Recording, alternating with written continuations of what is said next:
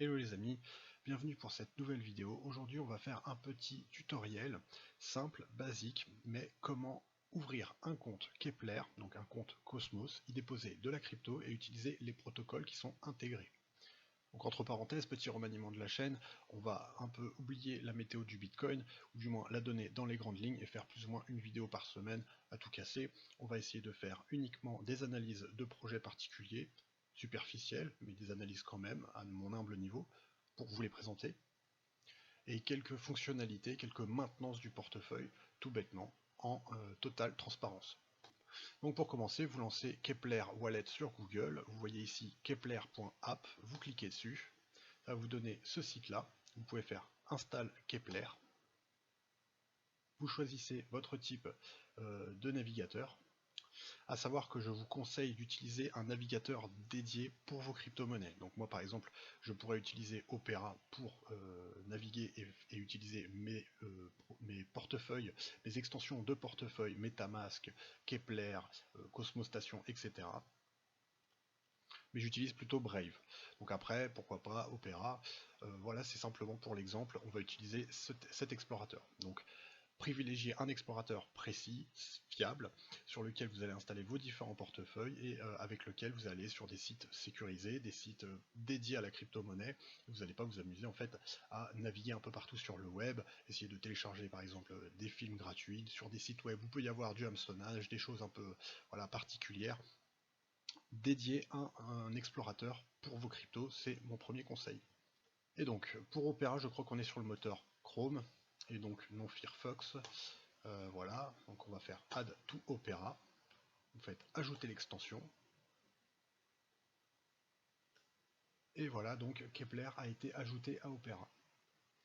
Vous allez ensuite cliquer sur l'onglet ici, donc en fait l'extension qui est voilà ici. Vous mettez le petit favori comme ça pour l'épingler et l'avoir toujours de visuel ici. Vous cliquez dessus. Et donc c'est là que ça devient intéressant. Vous allez donc créer un nouveau compte, donc un nouveau compte Keplr ici, et vous allez obtenir voilà une clé privée, donc une clé mnémonique. Ceci est la seule et unique chose à savoir pour avoir accès et un plein contrôle de vos fonds et de votre portefeuille. Vous pouvez choisir 12 ou 24 mots, mais bon, 12 mots, ça peut s'apprendre par cœur aussi.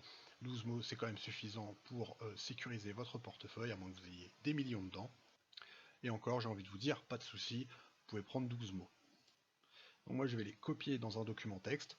Chose à ne jamais faire, jamais. Vous allez tout simplement ne pas faire copier ce que je viens de faire, vous ne le faites pas. Vous prenez un papier, vous le mettez sur la table, vous prenez un stylo et vous réécrivez toutes les lettres, tous les mots, un par un, sur un bout de papier. Vous pouvez le faire en 2, 3 exemplaires. Vous en gardez un ou deux exemplaires dans votre tiroir et vous gardez évidemment un exemplaire là sous la main pour qu'on continue l'étape d'après. Donc ensuite, vous mettez un nom, alors moi je vais mettre moi tout simplement, vous mettez un mot de passe, tout bêtement, vous pouvez mettre Dudul 555, si je dis pas de bêtises, voilà, on va remettre ça, j'ai un peu du mal avec le clavier, Dudul 555, vous remettez, vous confirmez le password. Donc ce mot de passe que vous entrez ne va vous servir qu'à déverrouiller votre application. En aucun cas ce mot de passe est important d'une quelconque manière pour récupérer vos fonds sur un autre ordinateur au cas où vous perdiez l'accès à cet ordinateur qui brûle dans un incendie ou que le disque dur brûle, ou voilà, quel que soit le problème, c'est uniquement cette mnémonique seed, donc cette graine de mots, cette phrase mnémonique qu'il faut absolument sauvegarder sur du papier, et il n'y a rien de plus important que cette phrase. Le mot de passe servira uniquement à déverrouiller à chaque allumage du PC l'extension pour pouvoir après l'utiliser. Donc ensuite on fait Next, et il vous redemande donc les mots dans le bon ordre. Donc évidemment, pour être sûr que vous les avez bien notés, c'est une sécurité, tant mieux. On les reclique rapidement, option, pull, build, pause, charter.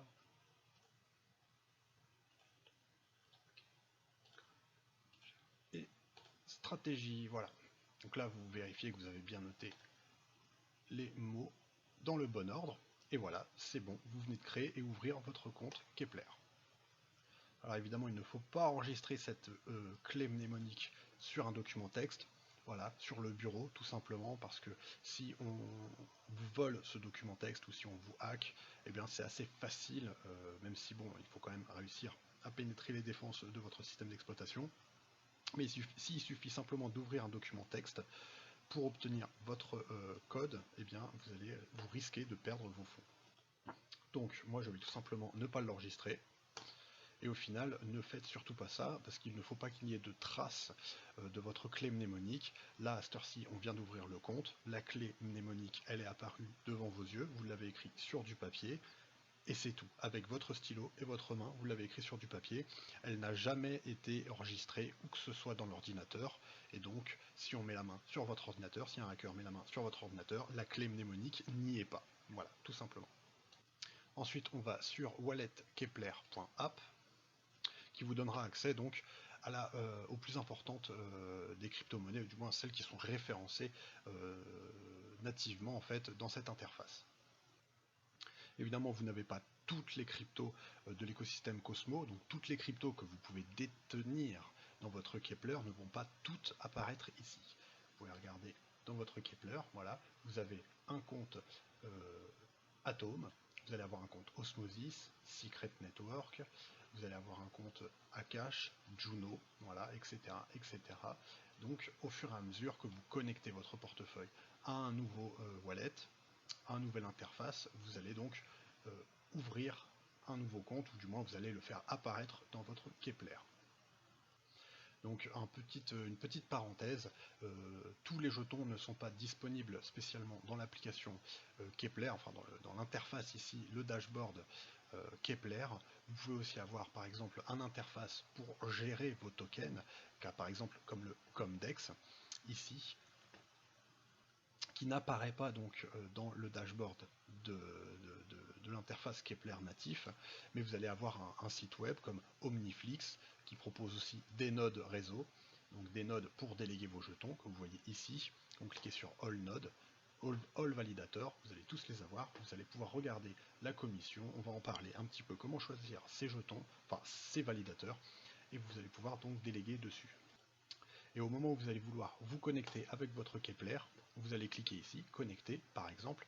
Moi je sais que Omniflix propose différents protocoles, donc différents jetons Cosmos qui ne sont pas dans l'application native, dans le dashboard, mais il y a aussi d'autres interfaces pour obtenir les fonctionnalités de stacking de certains jetons peu connus, mais qui peuvent quand même se détenir dans le Kepler. Donc si vous voulez par exemple là, pour le Comdex, vous cliquez sur Cosmos, il va vous dire fonctionnalité expérimentale, vous faites approuver, voilà, donc il va ajouter Comdex-1 sur Kepler, qui est en fait votre adresse Comdex maintenant. Voilà, vous approuvez, et maintenant vous avez votre wallet Kepler, du moins l'adresse Comdex, je veux dire, excusez-moi, vous avez l'adresse Comdex qui apparaît ici, et vous pourrez y envoyer des jetons. Donc pas d'inquiétude, si vous réinitialisez votre ordinateur et que vous restaurez votre clé mnémonique, quand vous allez vouloir réouvrir votre compte, vous allez refaire la procédure que je vous ai montrée, sauf qu'au lieu de cliquer sur créer un nouveau compte, vous allez faire restaurer un compte, et là vous pourrez remettre votre clé mnémonique pour rouvrir le même compte. Et même si certains jetons n'apparaissent pas ici, eh bien il suffira, comme je viens de vous le faire, de recliquer sur l'interface, de recliquer sur connexion, le Kepler, réaccepter les fonctionnalités, et ce sera évidemment donc la même adresse qui apparaîtra à nouveau avec la même quantité de jetons qu'il y aura sur cette adresse. Donc maintenant on va se pencher un petit peu sur le DEX Osmosis. Donc quand on est dessus, vous allez pouvoir cliquer connecter, portefeuille Kepler évidemment. Il va vous ajouter donc le compte Osmosis, du moins il va vous connecter. Il ne vous redemandera pas la prochaine fois que vous vous connecterez, ça se fera tout seul. Et donc à partir de maintenant, les jetons Osmosis que vous allez déposer sur cette adresse apparaîtront ici sur le DEX Osmosis, évidemment parce que c'est la même blockchain. Évidemment, Alors, c'est pas évident, mais dans le principe, si vous achetez du Juno, eh bien, ce qu'il y a, c'est que vous n'allez pas acheter du Juno à proprement parler, vous allez acheter sur la blockchain Osmosis des Juno sur la blockchain Osmosis. Ensuite, il faudra les retirer, on va regarder ça ensemble. À chaque fois que vous voulez faire une nouvelle interaction avec votre portefeuille que vous n'avez pas fait avant, il vous pose évidemment cette question, vous approuvez, et là, l'adresse Osmosis, vous allez transférer vos Juno vers la blockchain Juno native. On va faire ça devant, je vais faire ça devant vous. Et donc voilà les amis, alors pour l'exemple, j'ai déposé sur l'adresse ici que vous voyez en haut à droite, Cosmos1M68W, etc., qui est mon adresse de dépôt donc pour de l'atome. Voilà, j'ai déposé 0.7 atomes sur cette adresse. Donc, ce qui va sûrement être la première étape pour vous si vous achetez de l'atome, donc pour l'écosystème Cosmos, vous prenez d'abord le projet phare, l'atome, et ensuite vous l'envoyez donc dans le Kepler. Ça vous donnera 0,7, 1, 2, 3 atomes selon ce que vous allez acheter et déposer sur le portefeuille. Et ensuite nous allons donc dans Osmosis qui est relié au Kepler, donc, et vous allez choisir ici atome. Vous allez cliquer sur déposer, il va vérifier, vous avez bien 0,7 atomes. Vous pouvez arrondir la somme tout simplement, toujours en garder un petit peu. Moi pour l'instant je suis pas à ça près, mais toujours en garder un petit peu voilà, d'atomes, par exemple 0,70, on peut faire 0,68 par exemple pour garder 0,02 atomes dans le portefeuille pour payer certains frais, pour stacker, retirer les profits ou du moins les récompenses de stacking.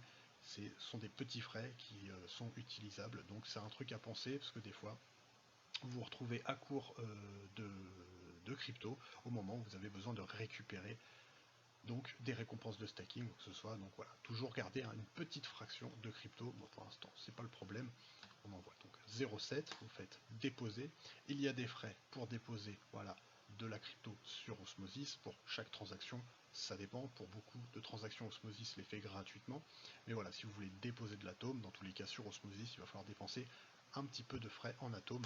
Moi je me prends pas la tête, je choisis toujours les frais les plus faibles en atome. Théoriquement ça fonctionne très bien, pas tout le temps, et des fois il faut recommencer avec des frais un peu plus élevés, mais voilà, hop, ça y est, c'est terminé, on n'a pas besoin de réfléchir plus.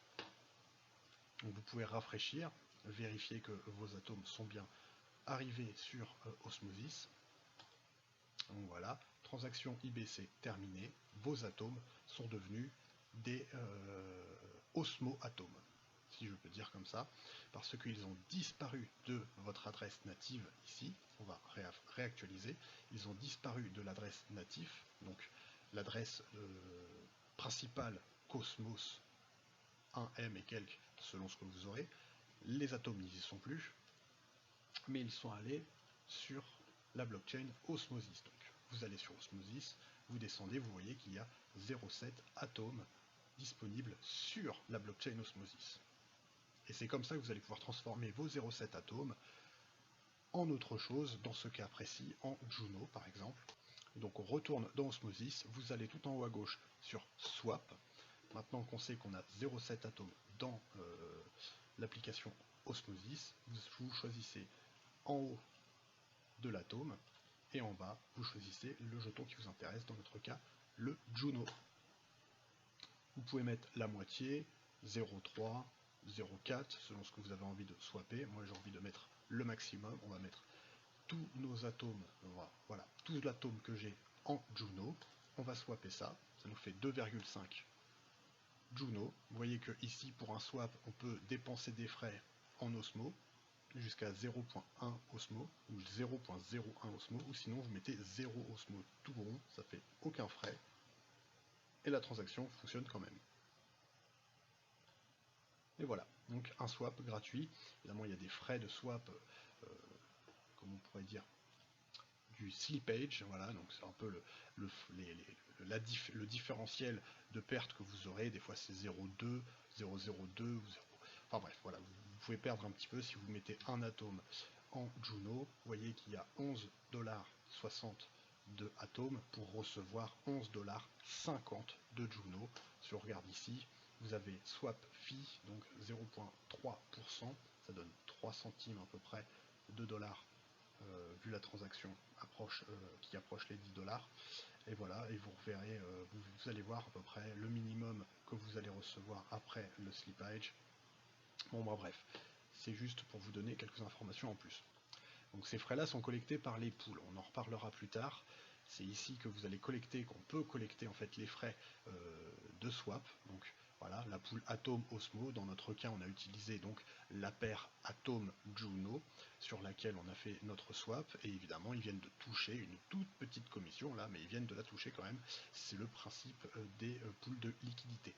Mais ceci étant autre chose, on retourne dans Asset. Vous allez voir que nous possédons maintenant nos 2,5 Juno. Ici, vous allez cliquer sur Withdraw et on va retirer nos 2,5 Juno en performant une transaction donc gratuite grâce à Osmosis. Et vous pouvez regarder avant qu'on fasse cette transaction que maintenant nous avons donc 2,5 Juno sur la blockchain Osmosis. Donc on lance la transaction à 0 Osmo. Voilà.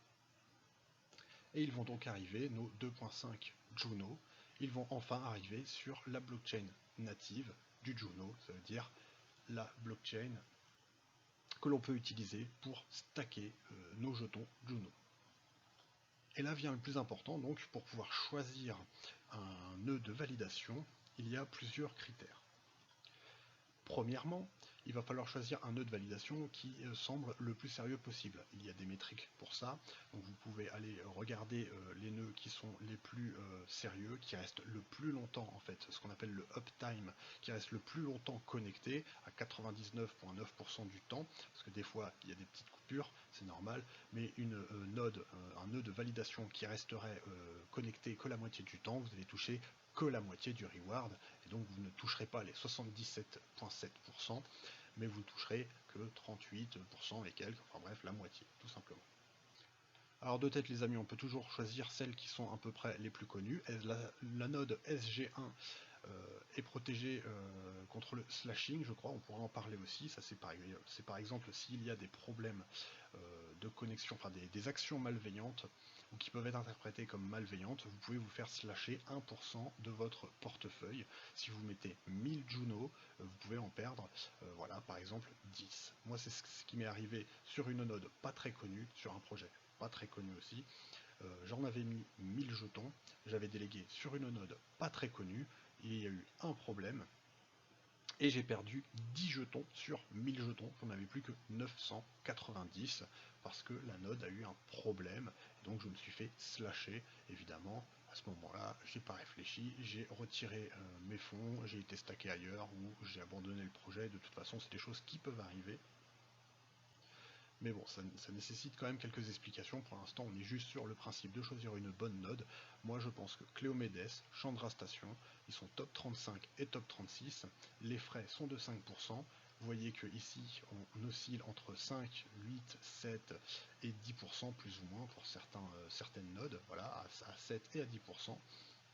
Donc le mieux c'est de se concentrer sur une node à 5%, histoire qu'il ne mange pas trop de frais sur vos récompenses.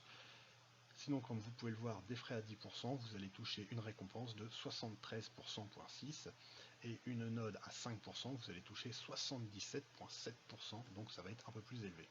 Évidemment, il y a plusieurs critères. Premièrement, vous êtes tous au courant, du moins je le redis, je vais le dire là maintenant, vous avez des airdrops. Ça veut dire que si vous stackez votre Juno sur une node, comme je le fais ici sur la node par exemple WeStacking, j'ai 250 Juno ici qui sont en stacking, et donc je serai donc éligible à des airdrops, donc de la distribution monétaire, de la distribution de jetons d'autres projets qui se lancent, et qui donc nous offrent un cadeau à ce moment-là. Donc il y a plusieurs critères pour être éligible. Premièrement, c'est évidemment la quantité de jetons. Parfois c'est 20, par exemple pour les Juno, vu qu'il est à 3-4 euros et qu'il est quand même relativement rare. Il n'y en a pas 1 milliard comme l'osmosis par exemple, en maximum suppli, donc la quantité maximum qu'il y aura à tout jamais, comme les 21 millions pour Bitcoin. Eh bien 250 Juno, on est largement au-dessus du seuil pour la quasi-totalité des airdrops, je le pense, car on commence souvent à partir de 20, 40, 80. Souvent un peu comme l'atome, où dès que vous avez 20 atomes, vous êtes quand même éligible à pas mal de airdrops. Dès que vous en avez plus de 40 ou voire plus de 80, il y a beaucoup de airdrops que j'ai vus. Si vous avez au moins minimum 80 atomes en stacking, voilà, pour moi, je pense que vous serez éligible à la quasi-totalité des airdrops futurs sur l'écosystème. Et bien pour la choisir, c'est pas compliqué. Il faut tout simplement en trouver une qui est à peu près sérieuse. Vous pouvez aller sur le site web de Citadel, Stakefish, voilà, on a le petit site web qui est juste à côté. Moi personnellement, j'aime bien celles qui sont pas trop élevées dans le top 10 ou le top 20, parce que dans le top 10 ou le top 20, des fois on ne profite pas d'un petit bonus de décentralisation que les airdrops nous donnent quand on va s'aventurer vers des nodes peu connues, top 35, top 36. Personnellement, ces deux nodes-là, je les aime bien. Elles sont top 35 et top 36. On peut tout simplement aller déléguer dessus. Et s'il y a un bonus pour les délégateurs qui ont choisi un validateur, donc une node, comme ici, une node qui est au-delà du top 20, vous pouvez avoir un petit bonus en plus, c'est à savoir, donc pourquoi pas aller au-delà du top 20, en plus vous aidez la décentralisation du réseau, voilà, dans le principe. Alors moi je vais choisir évidemment la même node que j'utilise depuis lors, j'ai toujours pas de problème, les frais sont les plus faibles parmi les trois quarts qui sont tous à 5%, donc il n'y a pas moins, je considère que ça peut aller, donc je choisis WeStacking par exemple, je fais Manage, je clique sur Déléguer, et là ici je vais pouvoir entrer la quantité de jetons. Donc voilà, j'en ai 3.5 de disponibles, là tout de suite parce que je viens de réclamer une petite part en plus qui était déjà en récompense. Je vous expliquerai comment récupérer vos récompenses. Je choisis le plus faible, personnellement c'est la plupart du temps, ça évite de grappiller un peu trop, même si pour l'instant les frais sont minuscules sur cette blockchain, donc on s'en fiche un peu, vous pouvez directement valider. Et voilà, la transaction vient d'être achevée. On aurait pu mettre 30 secondes de moins parce que j'ai choisi des faibles très faibles, mais normalement vous choisissez, plus vous choisissez des frais élevés et plus la transaction est absorbée immédiatement dans la blockchain. Donc vous allez avoir ici à droite, tout en haut à droite ici, claimable reward, donc ça va être la récompense qui va se cumuler, donc minute par minute, heure par heure, jour après jour, de Juno en plus dans votre portefeuille. Pour vous montrer le simple exemple de cette transaction, là j'ai 3.56 Akash, donc des AKT qui sont disponibles en récompense, parce que pour l'instant le Juno on peut y retourner, mais il va falloir attendre un petit peu le temps que les récompenses se cumulent, mais c'est exactement pareil. Vous verrez ce petit onglet ici, Claim All, sur l'un ou les deux ou les trois nodes sur lesquels vous validez. Je ne conseille pas non plus d'aller sur 36 000 nodes au début, mais voilà, donc vous faites claim, ici, vous choisissez les frais que vous voulez, si ça ne marche pas vous mettez plus de frais, et vous récupérez donc vos tokens, donc les 3.56 tokens en plus, avec ce que j'avais déjà dans le portefeuille, ça m'en fait 4.49 en plus, et là je peux tout simplement regarder dans mes validateurs ce que j'ai déjà, j'ai la node SG1, une node très bien aussi, très sûr, très solide, tout comme Citadel One, si vous voulez vraiment aller ne pas chercher plus loin. SG1 et Citadel One sont deux validateurs qui sont sérieux, voilà, vous risquez pas de vous faire slasher, je ne le pense pas, sur ce genre de validateur. Donc là ici on refait déléguer par exemple, hein, tout simplement, je les remets à déléguer, ça va m'en faire 550 qui vont passer à 554, voilà, et je les remets à déléguer, donc là je suis en train de composer les intérêts de mon Akash. Et voilà, ce sera tout pour aujourd'hui les amis, n'oubliez pas, la seule chose à savoir pour l'instant, c'est savoir utiliser l'adresse de dépôt Cosmos, ici, que vous copiez l'adresse, que vous allez mettre sur crypto.com ou Binance, là où vous avez acheté vos premiers atomes, vous cliquerez coller, voilà, et vous pourrez cliquer sur envoyer la transaction et vos atomes arriveront sur ce portefeuille. il y a quelque chose à savoir évidemment, si les frais sont très faibles, par exemple sur Binance, retirer de l'atome ça coûte rien. Si vous avez si vous avez acheté une centaine d'atomes par exemple sur Binance, si vous n'êtes pas sûr de votre coût, que vous avez mis quand même pas mal de centaines d'euros, etc., vous pouvez prendre 10 euros, envoyer un seul atome, vérifier s'il arrive bien, voilà, en réactualisant le portefeuille, vous recliquez, à un moment donné vous verrez un point et quelques atomes si vous les avez envoyés, et vous pourrez à nouveau relancer une transaction. C'est ce que je vous conseille à chaque fois que vous vous lancez dans un nouveau protocole, un nouveau portefeuille. Pour être sûr, n'oubliez jamais de réouvrir votre portefeuille. Ça veut dire un peu la vérification que l'on a eue sur le Kepler. On nous donne une clé mnémonique, il nous demande de retaper notre clé mnémonique, mais si vous avez un portefeuille qui ne redemande pas de taper votre clé mnémonique pour être sûr que vous avez bien mémorisé votre clé, supprimez-le, voilà, supprimez le portefeuille, réinstallez votre portefeuille, retapez votre clé mnémonique et assurez-vous que l'adresse de dépôt soit la même. Pour moi, Cosmos 1 M68WE66, etc. Et si vous voyez que c'est exactement la même adresse de dépôt, vous avez supprimé et réinséré votre clé mnémonique, et bien ça veut dire que le compte est restaurable et que vous pouvez perdre l'accès au Kepler.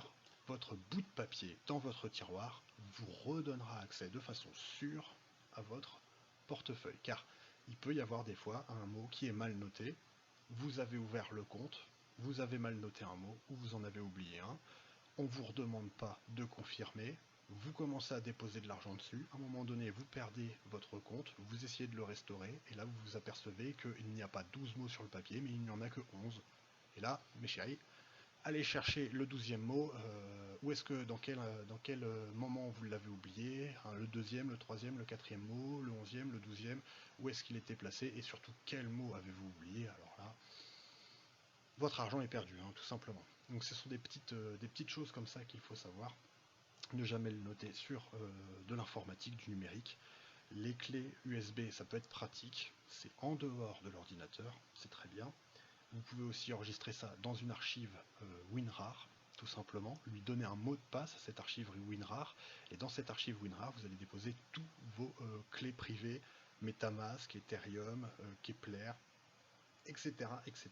Et ensuite, tout mettre sur la clé USB, débrancher la clé USB, mais comme je vous le dis, pour moi, il n'y a rien de mieux que de tout noter sur du papier, mettre ça dans un classeur, dans votre tiroir, et là vous êtes sûr physiquement d'avoir sécurisé vos fonds physiquement sur du papier tangible.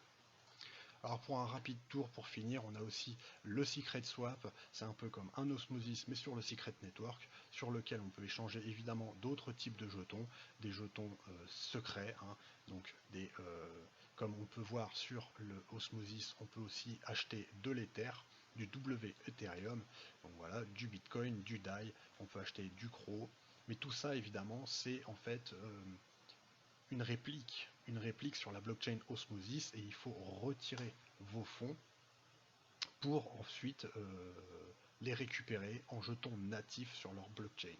Mais vous pouvez quand même les acheter ici dans Osmosis et ensuite les retirer sur la blockchain de votre choix, la plupart étant sur le Kepler, le Star, le Secret, le Kava, le Wawa par exemple, le Akash, le Regen même, etc., etc.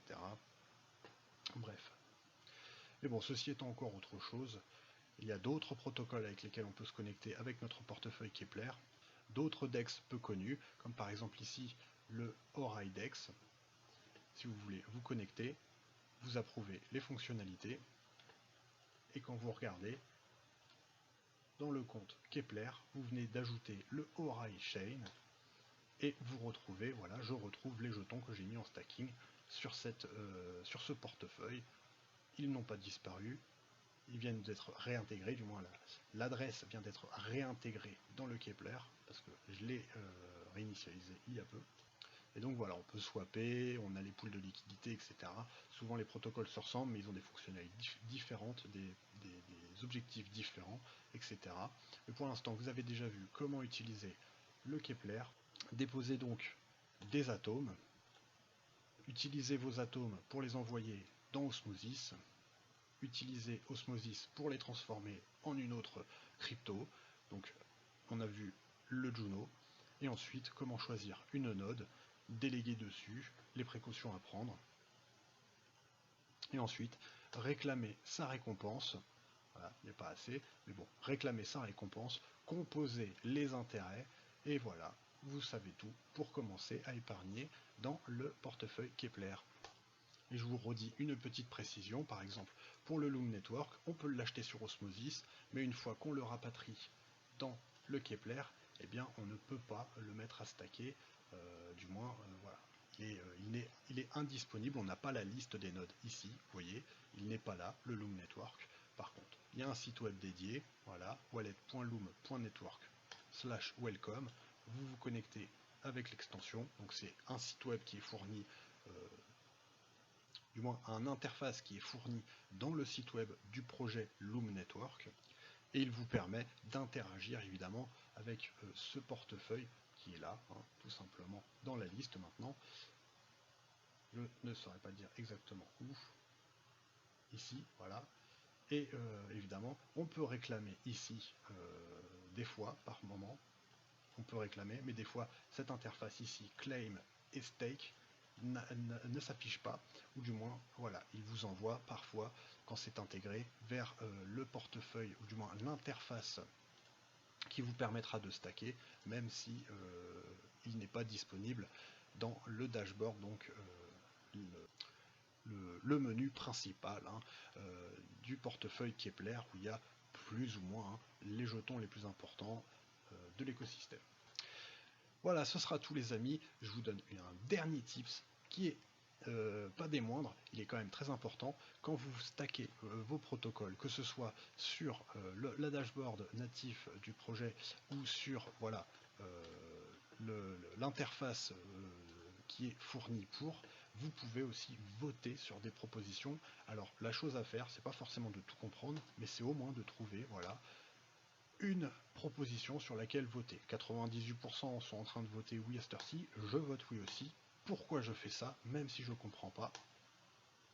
Et bien tout simplement parce que les airdrops sur certains projets, que ce soit sur l'Osmo, le Juno, l'Atom ou la Cache, etc., si vous avez voté pour une proposition, vous avez donc participé à la gouvernance et vous êtes souvent, ça arrive, éligible à un airdrop en plus, tout comme si vous avez délégué par moment, hein, sur certains airdrops, si vous avez délégué en dessous du top 20, ça augmente un petit peu ou sensiblement votre airdrop pour un prochain jeton distribué. Voilà. Donc ceci étant dit, au moins vous le savez, à chaque fois que vous entrez sur un protocole, même si vous aimez bien l'Atom et que vous ne savez pas trop comment est en train de se développer le projet, n'hésitez pas à aller ici dans Cosmos, d'aller cliquer sur gouvernance, regarder ce qui est en cours et de ne pas hésiter à voter oui, non, abstention même si vous ne savez pas, et de lancer voilà, un vote sur la blockchain. Comme ça, vous êtes enregistré comme ayant participé à la gouvernance, et voilà, vous aurez peut-être, si le cas échéant, un airdrop légèrement supérieur à votre éligibilité simple stacker de Atom. Donc j'espère que ça a été digeste pour vous les amis, que vous avez réussi à comprendre les bases, que ça vous a été utile. On se retrouve prochainement pour de nouveaux tutoriels. On va apprendre en profondeur, un peu plus loin, comment se servir du secret swap, peut-être aller même sur certains protocoles de lending, de bounding, donc voilà, des dérivés, d'autres protocoles qu'on va utiliser. On pourra aller beaucoup plus loin. Je vous montrerai aussi comment réclamer des airdrops. Et évidemment, dans les futures vidéos, on regardera ensemble ce que je fais de mon portefeuille, ce que j'achète chaque début de mois quand j'ai un petit peu de sous, et le DCA qu'on va faire jusqu'en 2024. Bref, je vous laisse les amis. Ciao!